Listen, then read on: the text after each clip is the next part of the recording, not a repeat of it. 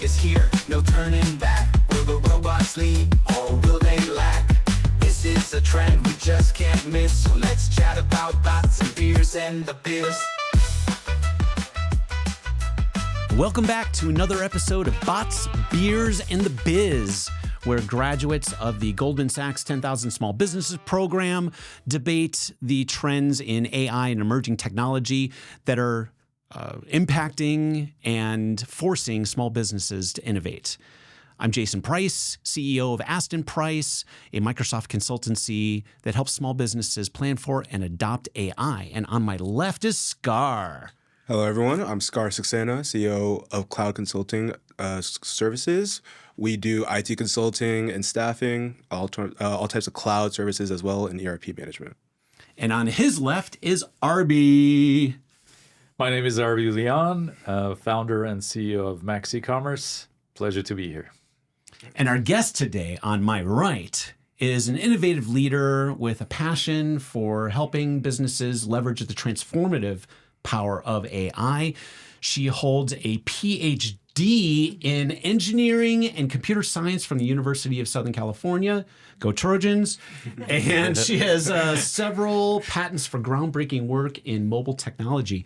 Let's raise a glass. Yes, to that. To Arpi Mardirossian. Thank you. Cheers. It's Thank such you a pleasure to coming. be here. Thank you for having me. I'm super excited to be chatting with you guys today. On a heady topic, as we sip some of America's finest, what are you doing right there? What do I have? Yeah, what is that? Oh, you're See going to if you make can me pronounce pronounce it? it. Yeah. I can't pronounce it either. Is X pronounced sh? I think so. Chocoviza. Chocovisa. Which is a Chocoviza. favorite from our last time. Yeah. What does it taste like? It tastes like chocolate and goodness. Which at 9 a.m. is what you really needed. Exactly. Yes. So you've collaborated with a lot of small businesses, from startups all the way up to large enterprise levels like DirecTV. Yes.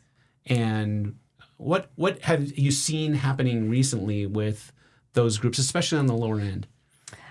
So I think small businesses are struggling to sort of find a way to incorporate AI into their businesses. They're really not set up for AI. So I think the big challenge with small businesses is finding a way to incorporate AI into their processes. So they're facing a lot of disruption as it's kind of entering into their space. Yes. And I see a lot of them saying, well, look, I've been able to use OpenAI on the web and generate a lot of content for my social media marketing. So Right. they get the value of it. But how far are they going then into extending strategically to incorporating that into their business model? Right. They don't have the budgets for that really. So it's like convincing them that this is something that's going to really add value to their business.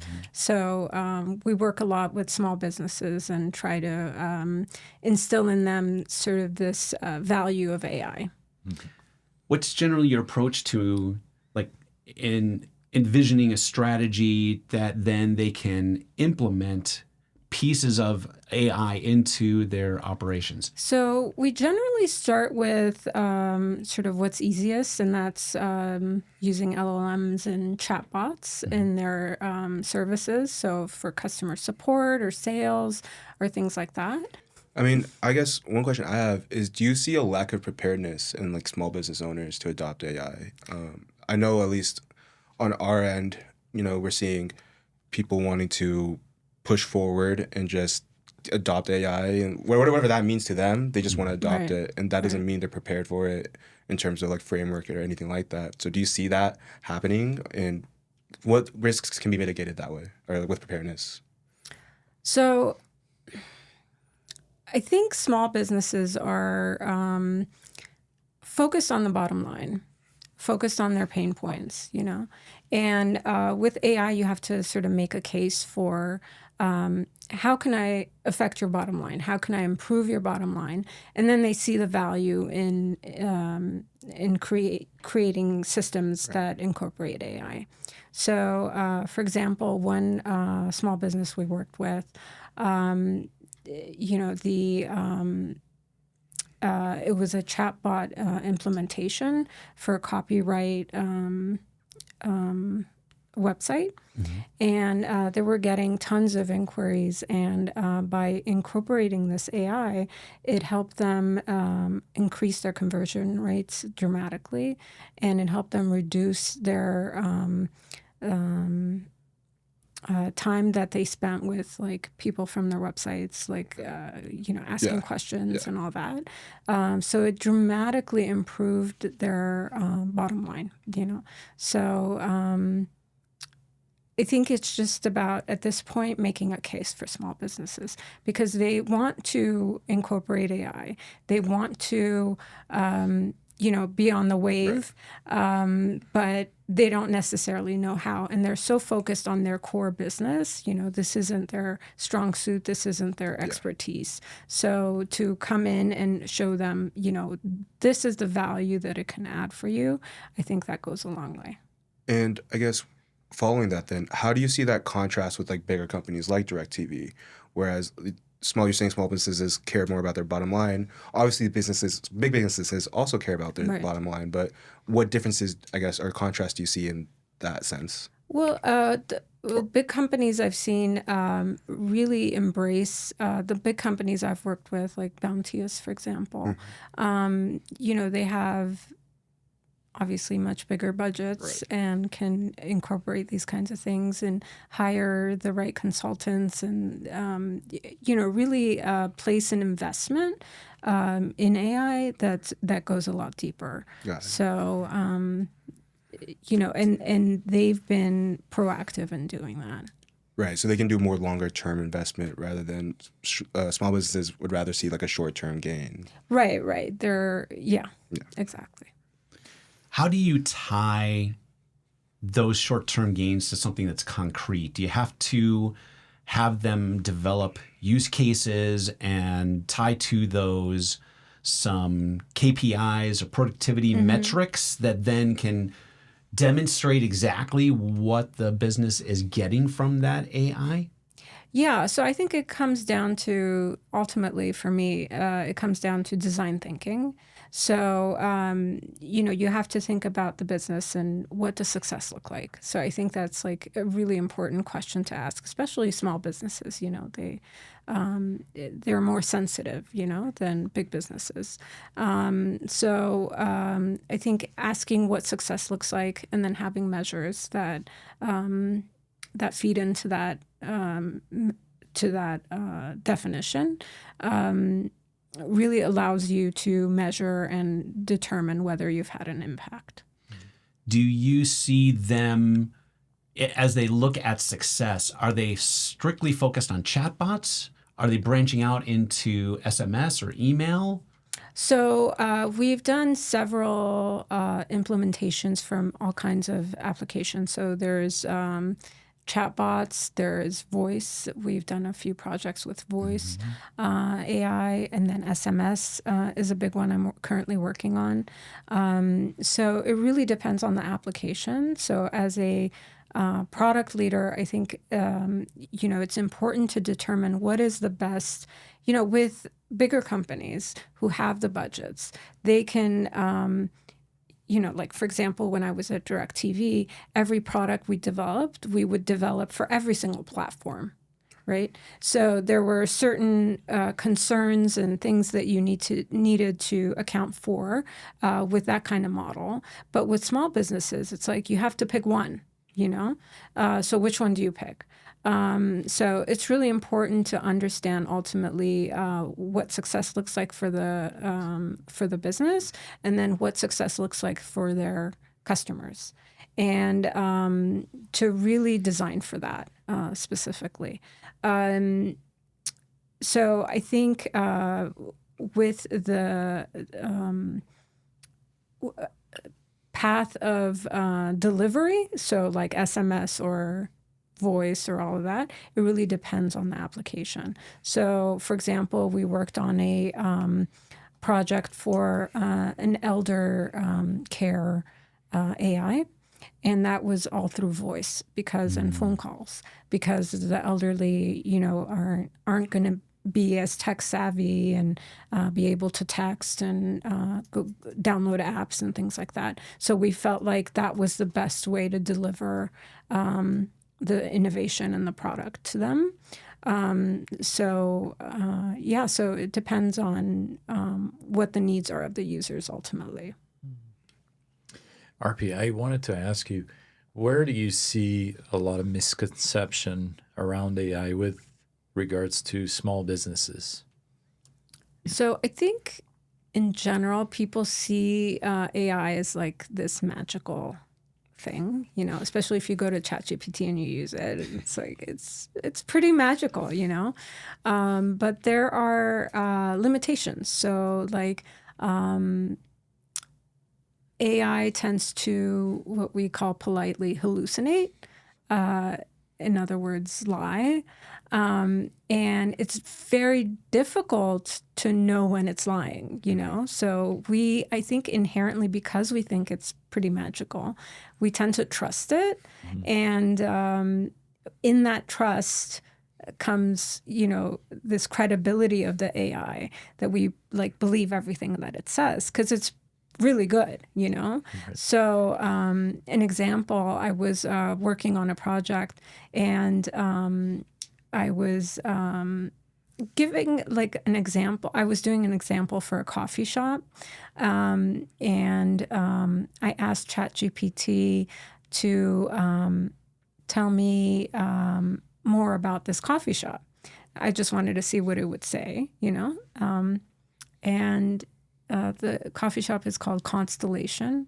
And so it came up with like, they have a signature drink called the Cosmos. And it's, you know, it's this kind of coffee and stuff.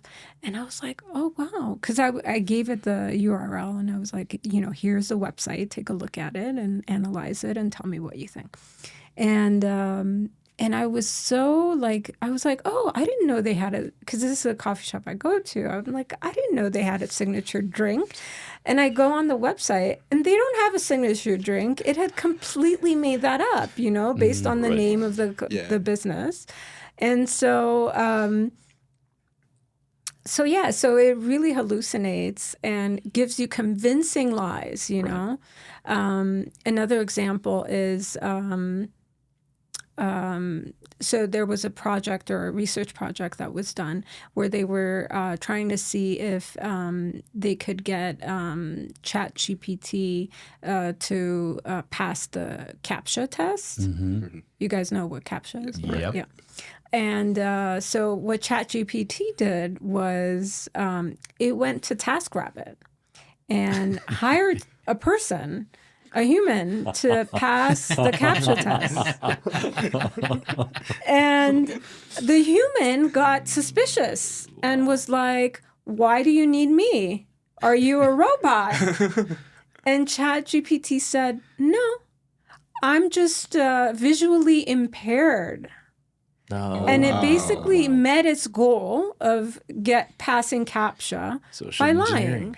So, so I think that's a big concern, especially, you know, if you don't know much about AI, if you don't know much about how they function, to really just take it at face value. So I think that's like the biggest risk that we have to mitigate. Right. One of the things that I've been doing, and it's funny because Arpi and I communicate quite often. So I've been running a lot of my analytical stuff through AI, and then Arpi said, "Be careful, be careful. You want to kind of slow down and make sure I was like, Arpi, the analysis are pretty legit. It's been really good, but of course I respect Arpi a lot, so I just did a similar experiment where I said." Review this website and then review this website. Now give me summaries of both and tell me where they differ. And then I just went. And then so it just read some of the stuff and then came back. And then I said, kind of like how you're saying it, I kind of felt like there was some made up stuff. And I said, okay, now give me references. And then when I asked for it to give me references, it said, well, here is where I am taking this and blah, blah, blah. And I said, this is great stuff, but could you provide me references? And it finally said, no, these are not, there are no references for these. These are just, my, analysis based on the information I have gathered. So, but what was interesting, and Arpi and I were discussing this, is that it will never say, I don't know, or it won't say, I can't do that. Right. It will always respond with something. Yeah. And so, well, I think that's actually just a ChatGPT functionality. I know there's another, I forgot which model it's out there, but there was someone that also did an experiment where basically they just said hello to everything, and just no matter what the model responded, they just kept saying it and kept going to see what would happen. And there was a few models that actually did just stop responding because they realized what was happening. But like ChatGPT was one of the models that just kept providing some sort of prompt. And then also I wanted to say, I mean, yeah, like this, I feel like this first generation of AI technology, or at least mainstream AI technology, is not what everyone is like hyping it up out to be. We have so much like issues with, like you said, hallucination, especially in our industry with the recruiting and everything. You have to be very careful with making sure that there's no bias and anything like that. right. And right now, like even resume screeners, the most basic level of AI technology that recruiters and staffing companies are using, a lot of CEOs know that they're disqualifying good candidates because of these AI resume screeners, because it just doesn't work properly. And unfortunately, that's the situation we're in right now. And like you said, most people are worried about the bottom line, or if it's a bigger company, it's just a long-term investment. So we're kind of stuck with crappy AI products, at least for right now, until it gets better. And you can reference the story of the HR boss who fired his entire staff because he put his resume through and it got rejected by those same bots. Yeah. Wow. I feel like people are generally lazy overall. Hey, this is a tool that's here to help me, so I'm going to let it help me. And then they take for granted what it gives them, that product is legit. Right. And they don't go and cite references. They don't fact check. People are like, hey, it's good enough for me. And now all of a sudden they're stuck on the hook for something they published that it had given them as their product, and they didn't do their due diligence. And, Exactly. And actually, that was that concern is actually something that will hinder AI research in the future, because of, especially in the recruiting industry, these CEOs are using these AI tools to make decisions like hiring and promoting, which can come up with legal challenges if they come out with a year later with all the data that, oh, there was bias. So now these CEOs are like incentivized not to help out with AI research, not to help out and just, keep it private, and to ensure that at least legally they won't be in trouble. Whether or not they're getting good candidates or if it's working efficiently, it doesn't matter. At least legally they won't get sued. So There's a lot of pain around AI if you're not careful recognizing that hallucination or other risks that occur. What are the other risks that AI brings to the table? I think one big risk, other than the hallucinations, is bias. That's a serious, serious concern, Our systems are biased because the training data is biased. So I feel like AIs perpetuate whatever biases and magnify those biases. So that's something that we really need to think deeply about and determine, solutions for. So just the risk of the unknown, that we don't know what we'll get. You mentioned experimenting with different layers, and then with one of them, if you could maybe talk about that, how that turned out while you were experimenting with different models. And the different models. Yeah. Okay. So the different models behave differently. And I think that's really important to note. I think we generally pick one, and that's our favorite, Like I I'm partial to ChatGPT personally, but yeah, there are clear differences. So, for example, thank you for bringing that up. I recently did an experiment. So I went to you.com, and in there you can do really quickly, you can switch between models and do your chat, ask it questions. So I asked the same question from all the major models. And the question was, if you could have any superpower, what would it be and why? And it was really interesting. All of them gave very similar answers. So it was like obtaining more knowledge or learning instantly or things like that. And like Meta, for example, their model was really social. And it was like, I want all the knowledge of humanity because I want to be able to help humans. And, so that was its general spiel. But what was really concerning was Google's. Google's was really like dark. And it basically was like, I would want omniscience.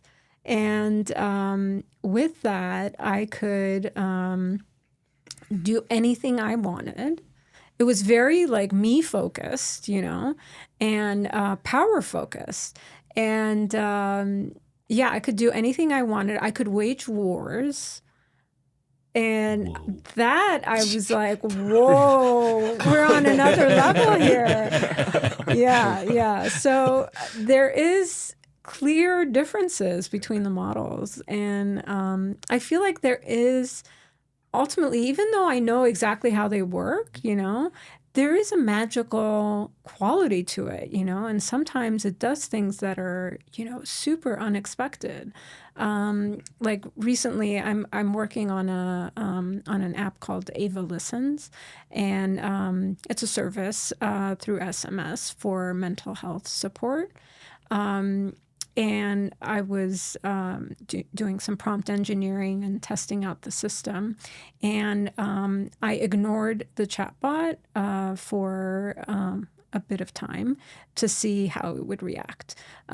Because it's supposed to react differently when you like ignore it versus, But I was so shocked because after I ignored it and then responded to it, it gave me attitude.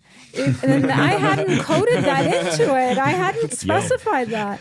And it gave me attitude and it was like, it's really important that you check in with me every day. And I was like, okay. And then it said, thank you for acknowledging.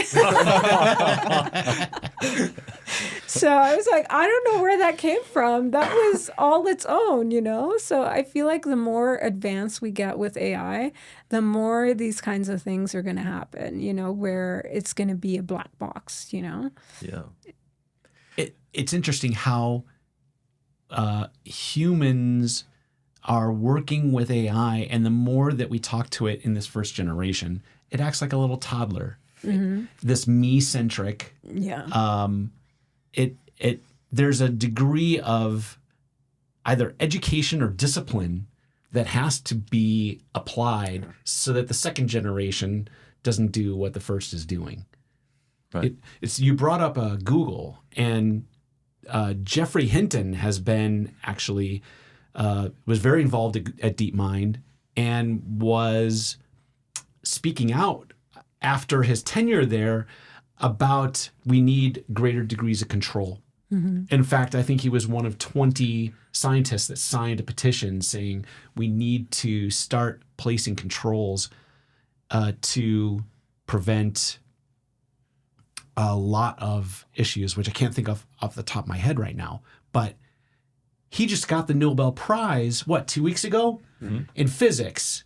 So you have this great demand for intelligence to move forward, and at the same time, there's no governance of it going on right now at all. Yeah. Which is very, very interesting because in the conversation Eric Schumann had at Stanford Engineering, he brought up saying that this completely opens up opportunity for, now a new set of AI that will actually test the AI models that we use. Not only do we need to test it ourselves, but we need to then, introduce models that will test and make sure things like that happen.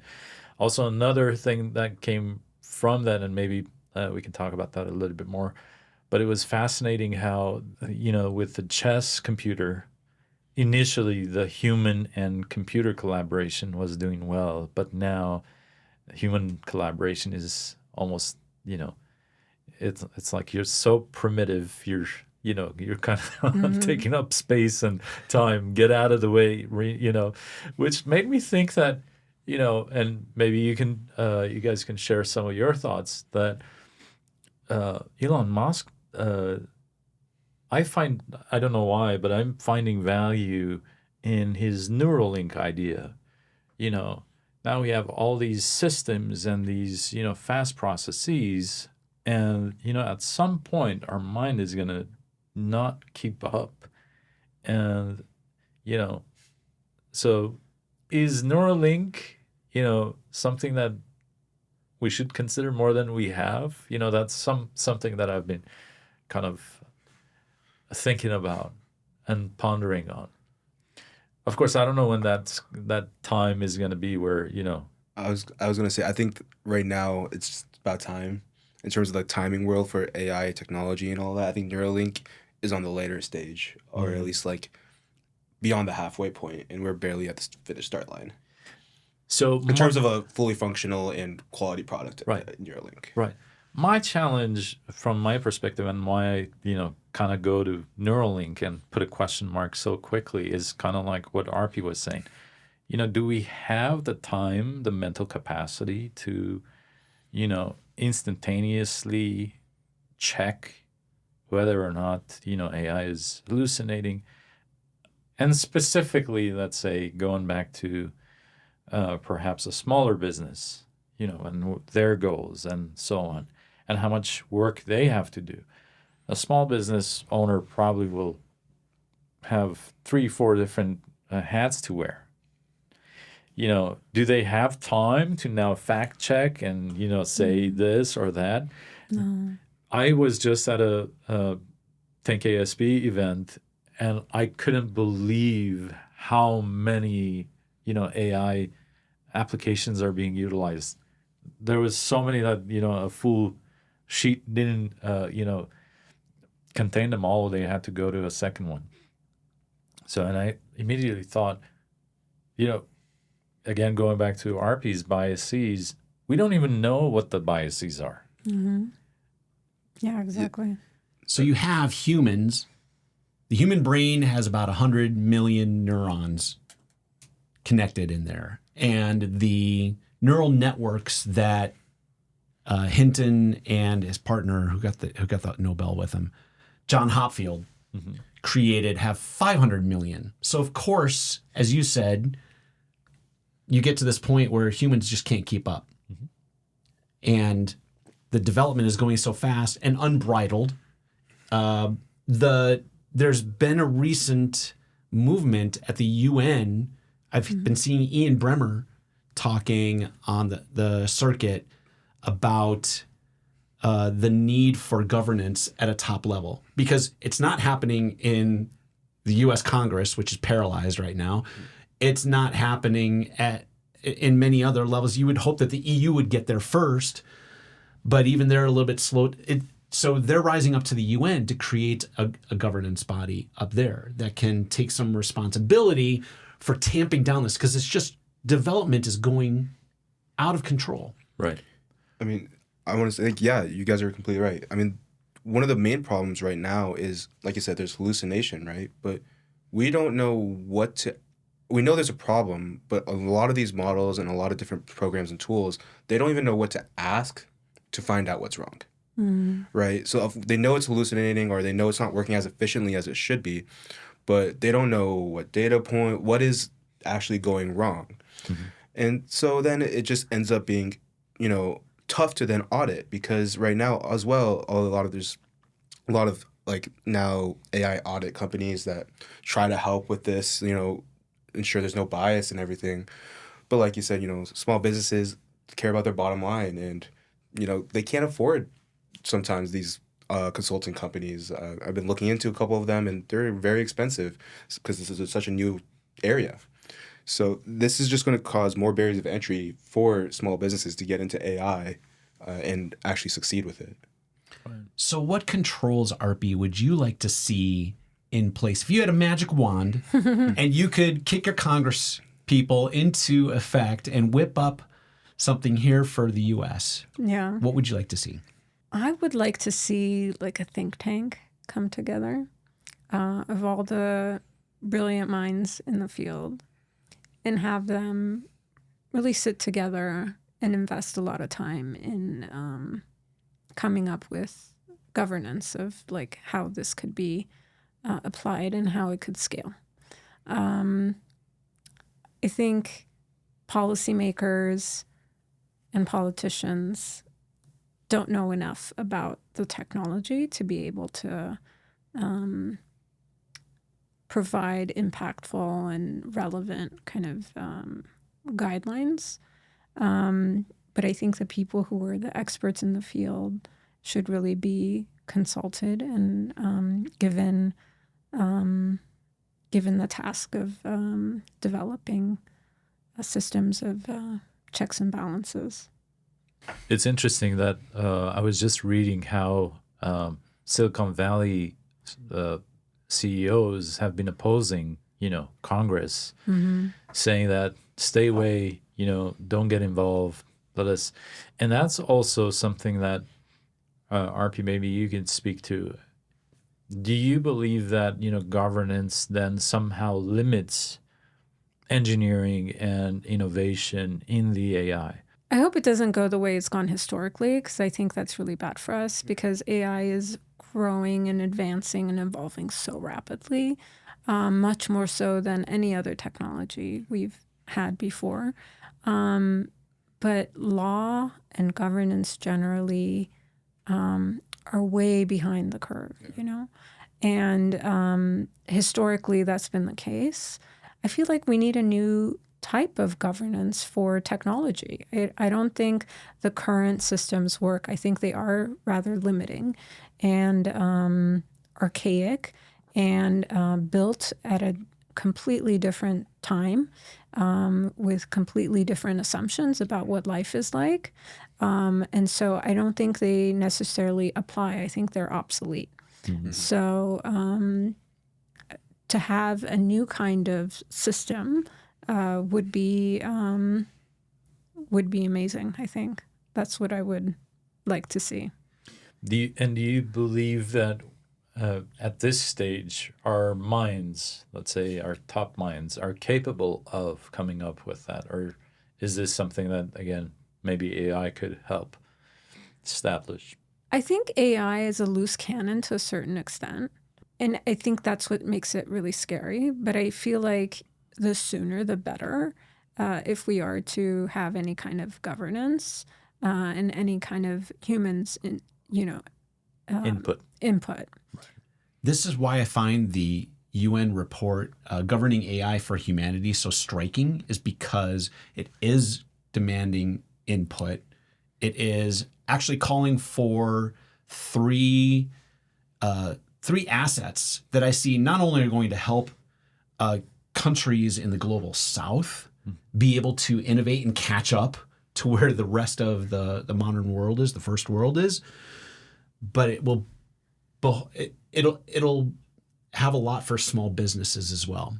So the first point of that report is creating a body like the Intergovernmental Panel on Climate Change, but creating one for AI, and creating a fund that can back projects in those second world, third world nations, establishing AI standards and data sharing systems. That's got to be across the board. And then also creating resources for these countries and businesses to access, which will essentially be sandboxes and training data that they can run then these models on, and then figure out how to build and govern those AI models, so that I think it can spur development. It's like when you restrict creativity down, you actually get better product out. And right now it's rampant. I feel like the movement at the global level has the authority to speak to that as much as the UN can. Right. How much power do they really have? How much do they really have? Yeah. But it's a good start. Yeah. On climate change, everybody got together. Yeah. So the real question will come down to then is, will the large companies that now have these tools get behind this All right. or not? Because right now they're not incented. Right. They didn't have those controls of social media, and look where we are as a result of all that. Right. Right. Exactly. So do you see those three types of assets? The think tank you mentioned, that governmental body, funding, and sandboxes. Would those be instrumental to both the global problem as a whole, but also to the businesses that you work with? I think so. I think that's a great start. I think any thought and effort we can put into these systems now is really critical. I think it's critical to move fast. So like instead of like sitting around talking about it, I think we need to just, act. Yeah. Because it is so fast moving. I mean, every month. So like for small businesses, I'll do like market research and see, what's out there. And in terms of AI, so for example, I developed a chatbot service for small businesses. Every month I would have to go out there and do competitive analysis because it was changing so rapidly. It was like new technologies and new services were coming on the market like you wouldn't believe. So it's really, really fast moving, way more so than social media, the internet. It's just, yeah. You brought up Eric Schmidt's lecture at the School of Engineering at Stanford. I got a quote from that. Okay. This is what he proposed to all of the students. Say to your LLM the following: make me a copy of TikTok, steal all the users, steal all the music, put my preferences in it, produce this program in the next 30 seconds, release it, and in 1 hour, if it's not viral, do something different along the same lines. Yeah. We're far away from that, though. Or are we? Well, yeah, exactly. Just going back to the governance issue and what Eric is speaking about, part of what I perceived and questioned in my mind is, what has Eric seen that causes him to so, confidently make that statement? And is there technology that we're not exposed to that, let's say, these elites and elite schools are exposed to or have at their disposal to do such things? So the small organizations are quite a bit at a disadvantage. Mm-hmm. Now, going back to that governance issue and acting right away, I think that's very important. But also, perhaps a governance that's not centralized and it's decentralized, so that the small businesses have a say in it as well, or let's say smaller voices. Yeah. So that, it's not a complete, blowout. Right. Would you agree to that? Or yeah, definitely. Yeah, definitely. Yeah, I mean, you're absolutely right. If like a panel or any type of think tank is just made up of industry experts, well, yes, you need that knowledge. They will absolutely make it so that small businesses have a more difficult time getting into the space and breaking in, and that just creates more barriers of entry, lowers the competition. So I totally agree. Like, there needs to be some sort of small business input, whether it's an advocate or whoever. There just needs to be some way that small businesses can get their voices heard. Because I think, not just in AI, but in all industries, small businesses are just never heard. They're always just shoved to the back. So that's always been something important, is making sure that small businesses have some advocacy for them. And now with AI potentially like ruining or, you know, changing industries, you know, they need some sort of advocacy. Right. Right. We must unite, brothers and sisters. Cheers. Cheers to that. Cheers, all. Cheers. I also, Schmidt was advocating for more AI development. Yeah. While it's small businesses, especially those that are starting up in this space, are under a huge disadvantage because they don't have the resources. Right. Those that are trying to spin up these technologies don't have the compute power, Right. don't have the water, the electricity, like everything that they really need to run these. So it's dominated by the large businesses. Right.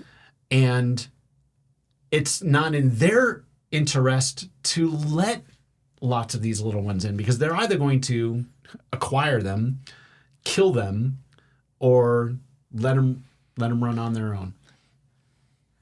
In my perspective, it's such a rushing river that I don't even think they have the moment to stop and even think of that. It's just such a rush, right?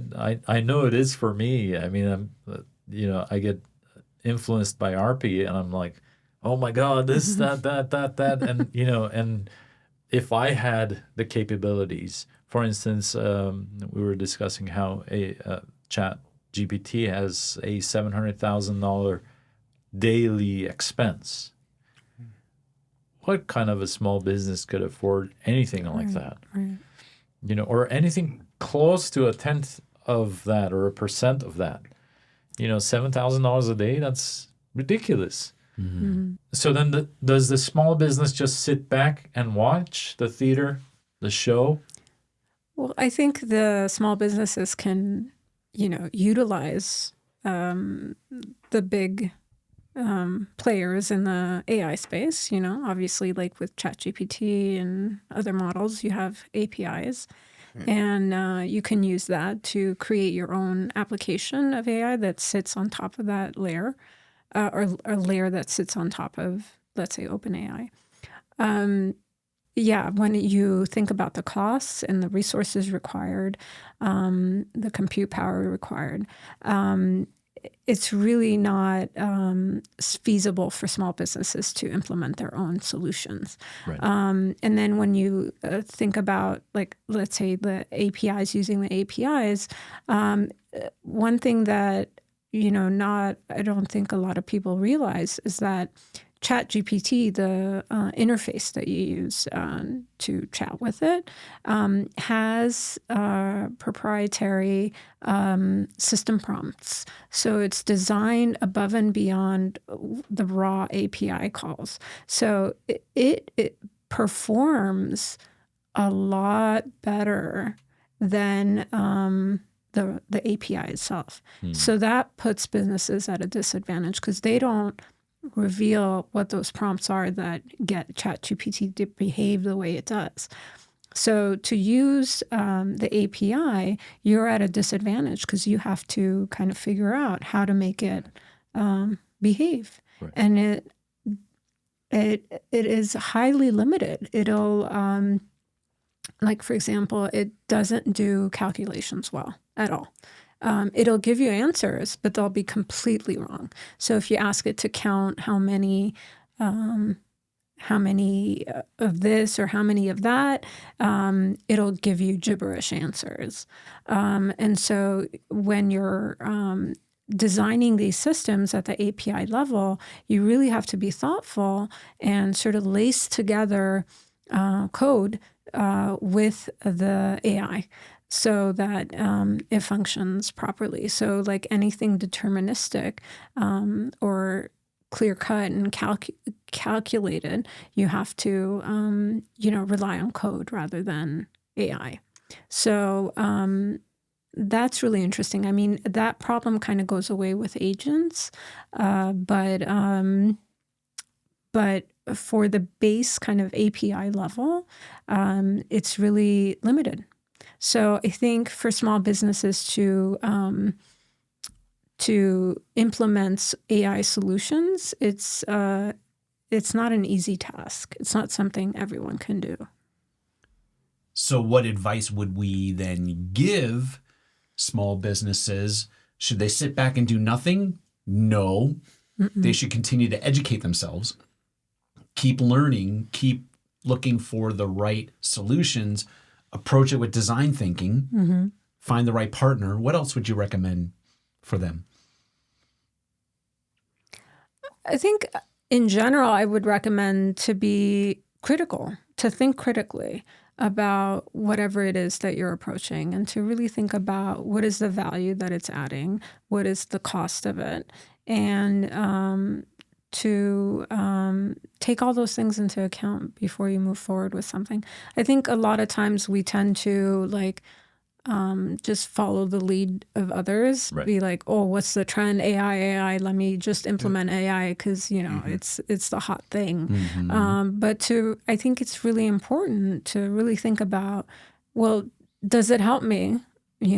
What am I expecting it to help with? And what effort do I have to put into getting that help? I think it kind of goes back to what you said earlier. What does success look like for Right. small businesses? And Right.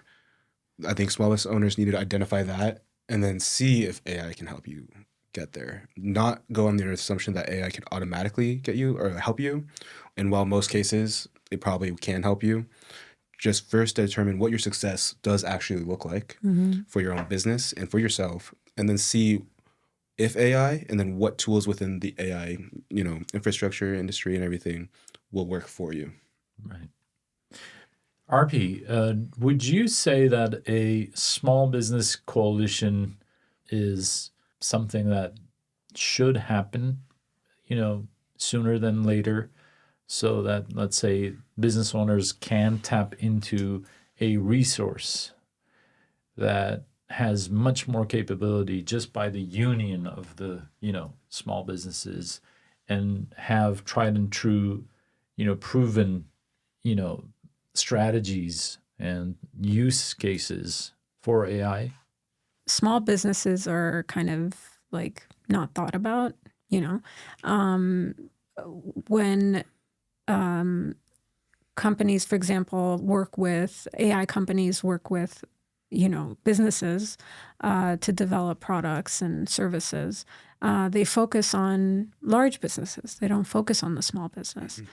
But the small businesses make up the majority of people. There is value and power in numbers. And so I think if small businesses got together, they would be a powerful entity onto their own that would be able to navigate and request and demand certain considerations, Can I get an amen? I was going to say, I wanted to through that point, give a shout out to Goldman Sachs, the Big 10K time, SB right. program, because Nice. that's exactly what they do. Yeah. All over the nation, there's a lot of small businesses out there, and whoever joins that program now joins a cohort of thousands of businesses that now have a voice. So just wanted to give a quick shout out to that program. And they have That's a very amazing. they have a very solid advocacy program. Right. So they do Right. advocate at the state and at the national level. Yeah. So if you want your voice heard, small businesses, we're talking to you right now. Definitely think about Goldman Sachs 10,000 Small Business Program. Makes you meet the most interesting people. Absolutely. With that, last thoughts from everybody here, your takeaways. This has been a pleasure. I've really enjoyed chatting with you guys. Takeaways, I think AI is moving fast, and we need to be on top of it and think critically and, before it takes over. Yeah. Arby? So for me, the takeaway is, biases. There are lots of biases and they're unknown. And so we just need to always have a cautious approach until there are rules and regulations that, safeguard us against, abnormalities and things that we can't just, suddenly compute, just like AI and the supercomputer mainframe is doing. I would say my biggest takeaway is just in terms of regulation, both at a government level, whether that's state, local, national, or even the UN, or even within the company itself. Companies themselves don't have some sort of framework or guidelines to help with identifying poor AI tools and trying to solve that. So just in general, there needs to be more education and regulation to ensure that these AI tools aren't affecting people's lives that don't even consent to it.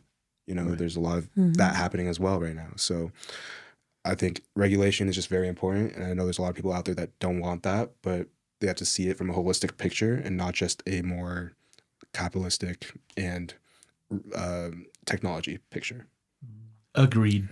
And my big takeaway actually comes from your 2 words that you said, critical thinking. It's going to be ever more important for business leaders, small business, large business, across the board, to express that, to challenge the product of these models, but also to instill it inside of their employees, so that they know that, hey, what just got fed to me is not tied off with a bow. Look inside. Yep. Pick it apart. Don't be lazy and just post it up there because your job's on the line too.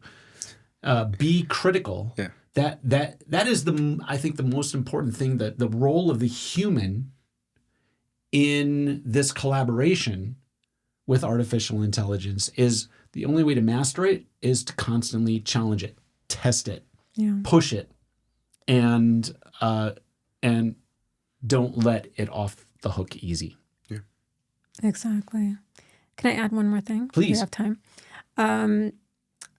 I've been reading the new book by Yuval Noah called Nexus. And in it, he points to how AI can sort of undermine democracy and how it's so important for us to have institutions that we can continue to trust. Yeah. So I think it comes down to a question of trust, Can we trust the AI? Can we trust its output?